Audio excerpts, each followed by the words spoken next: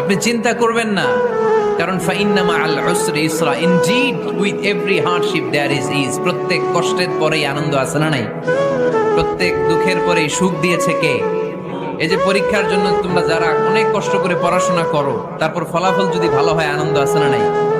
যারা চাকরি করেন, সারা মাস কষ্ট করার পরে মাস শেষে যখন বেতনটা আসে, সুখ আছে না নাই?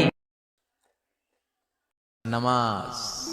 বিশ্বনবী ইন্তেকাল করবেন, রুহু বের হয়ে যাচ্ছে, দুই তিনটা শব্দ বললেন, এর মধ্যে একটা ছিল আসসালাত। আসসালাত, উম্মতেরা নামাজ, নামাজ, নামাজ ছেড়ে দিও না। ওমা মালাকাত আইমানুহুম। মানুষ ইন্তেকালের আগে শ্বাস বের হয়ে যাচ্ছে, রুহু চলে যাচ্ছে, ওই মুহূর্তে কি জরুরি কথা বলে নাকি ফালতু কথা বলে? সবচেয়ে জরুরি কথাটাই তখন সে বলে যায়, ঠিক কিনা? কথা বলেন।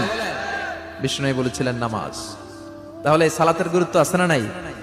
সর্বপ্রথম এই সালাতের ব্যাপারে